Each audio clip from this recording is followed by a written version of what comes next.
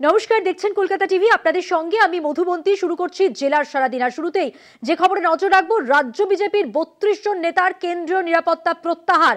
ওই নেতাদের কাছ থেকে কেন্দ্রীয় বাহিনী তুলে নিল কেন্দ্র। আরো একবার জানিয়ে রাখবো এই মুহূর্তের গুরুত্বপূর্ণ খবর, বিজেপি নেতাদের নিরাপত্তা প্রত্যাহার করা হয়েছে। বিজেপির ৩২ জন নেতার নিরাপত্তার জন্য কেন্দ্রীয় বাহিনী তুলে নিল কেন্দ্রীয় সরকার। এদের মধ্যে জেলা সভাপতি যেমন আছেন, তেমনি গত লোকসভা নির্বাচনের প্রার্থীরাও রয়েছেন। নিরাপত্তা প্রত্যাহার এবং ওই নেতাদের কাছ থেকে কেন্দ্রীয় বাহিনী তুলে নিল কেন্দ্র। সরাসরি আমাদের সঙ্গে নিউজ রুম থেকে রয়েছেন আমাদের বিশেষ প্রতিনিধি অঞ্জন রায়। আরো বিস্তারিত তথ্য জেনে নেব অঞ্জনদার কাছ থেকে। অঞ্জনদা, কি খবর রয়েছে বিজেপি সূত্রে? বিভিন্ন নেতা 2014 বিজেপি সরকার আসার পর রাজ্যের বিভিন্ন নেতাদের কেন্দ্রীয় নিরাপত্তা দিয়ে থাকেন। সেটা বিজেপির লোকসভা কেন্দ্রের প্রার্থী হতে পারেন তারা, বা বিধানসভা কেন্দ্রের প্রার্থী হতে পারেন, তাদের সবাইকেই কেন্দ্রীয় নিরাপত্তা দেওয়া হয়। কারণ একটা কথা বিজেপির পক্ষ থেকে এই রাজ্যে বলা হয় যে তাদের প্রার্থীরা যখন আক্রান্ত হয় তখন রাজ্য পুলিশ বা কলকাতা পুলিশ বা অন্য জেলার পুলিশ কোনো সাহায্য করে না। ফলে কেন্দ্রীয় নেতৃত্ব সেই কারণে কেন্দ্রীয় বাহিনী পাঠিয়ে তাদের প্রকৃত নিরাপত্তা দেখেন। আমরা একটা 32 জনের নামের তালিকা পেয়েছি। কয়েকদিন ধরেই ঘুরছিল যে কেন্দ্রীয় সরকার পুরো বিষয়টা রিভিউ করবেন। তাতে দেখা যাচ্ছে যে 32 জনকে নিরাপত্তা তুলে নেওয়া হয়েছে। এর মধ্যে যেমনি জেলা সভাপতি আছেন বিজেপির, তেমনি বিজেপির বেশ কিছু প্রার্থী আছেন যারা গত লোকসভা নির্বাচনে লড়াই করেছিলেন। কেন্দ্রীয় একজন প্রাক্তন মন্ত্রী আছেন জন বার্লার, তার নিরাপত্তা তুলে নেওয়া হয়েছে। ন্যাশনাল শিডিউল কাস্ট কমিশনের ভাইস চেয়ারম্যান ছিলেন অরুণ হালদার, তার নিরাপত্তা তুলে নেওয়া হয়েছে। শঙ্কুদেব পান্ডারও নিরাপত্তা বলা হচ্ছে যে এখানে তুলে নেওয়া হলো। আজকে সিদ্ধান্ত এই লিস্ট বেড়েছে, হয়তো আর একদিন দুদিন লাগবে, এদের সঙ্গে নিরাপত্তা কর্মীরা থাকবে।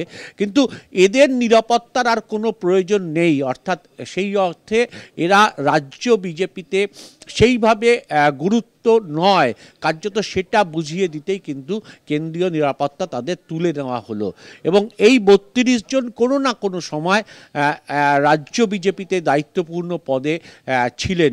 আপাতত তারা নেই। যারা প্রার্থী হয়েছিলেন তারাও এখন প্রার্থীর সুযোগ পাওয়ার কথা নয়। ফলে সবটা রিভিউ করে কেন্দ্রীয় সরকার, স্বরাষ্ট্র মন্ত্রক এই সিদ্ধান্ত নিয়েছে।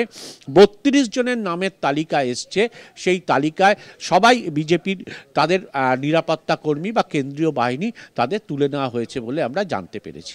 অঞ্জনদা, একটা বিষয় জানতে চাইবো, যাদের যাদের নিরাপত্তা প্রত্যাহার করা হয়েছে তাদের কোনো প্রতিক্রিয়া কি পাওয়া গেছে এখনো পর্যন্ত?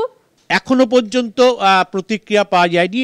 বীরভূমের যিনি প্রার্থী ছিলেন প্রিয়া সাহা, তিনি জানিয়েছেন যে তিনি যেহেতু প্রার্থী নন, লোকসভা নির্বাচন শেষ হয়ে গেছে, ফলে তার আর নিরাপত্তার দরকারও ছিল না। তিনি নিরাপত্তা রাখতে গেলে তাদের খরচ বহন করতে হয়, যিনি নিরাপত্তা রাখেন তাকেই তাদের খরচ বহন করতে হয়। ফলে স্বাভাবিকভাবে সেই খরচ বহন করার এই মুহূর্তে তার পক্ষে অসুবিধা। ফলে তিনি মনে করেন যে তার নিরাপত্তা তুলে নেওয়া হয়েছে, সেক্ষেত্রে তার কোনো আপত্তি নেই, বরং এতে তার সুবিধাই হবে। আপাতত একজনের ক্ষেত্রেই বা আমরা জানতে পেরেছি, বাকিদের সঙ্গে আমরা যোগাযোগের চেষ্টা করেছি, কারোর সাথে যোগাযোগ করা যায়নি, সবার সঙ্গে কারোর ফোন বন্ধ রয়েছে। কিন্তু এই নেতৃত্ব 32 জন নেতৃত্ব নিরাপত্তা পাবেন না আগামী দিনে, আর 2-3 দিন পর থেকে আর নিরাপত্তা পাবেন না কেন্দ্রীয় সরকারের, এটা জানিয়ে দেওয়া হয়েছে। ধন্যবাদ। কথা বললাম আমাদের বিশেষ প্রতিনিধি নিউজ রুম থেকে ছিলেন অঞ্জন রায়, তার সঙ্গে। যেমনটা আপনাদের জানাচ্ছিলাম যে রাজ্য বিজেপির 32 জন নেতার কেন্দ্রীয় নিরাপত্তা প্রত্যাহার করা হয়েছে। এদের মধ্যে কয়েকজন জেলা সভাপতি রয়েছেন, লোকসভা নির্বাচনের কিছু প্রার্থীও রয়েছেন। ওই নেতাদের কাছ থেকে কেন্দ্রীয় বাহিনী তুলে নিয়েছে কেন্দ্র।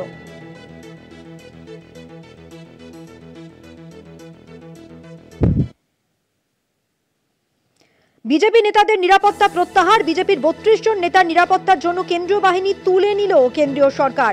এদের মধ্যে জেলা সভাপতি যেমন আছেন, তেমনি গত লোকসভা নির্বাচনের প্রার্থীও আছেন।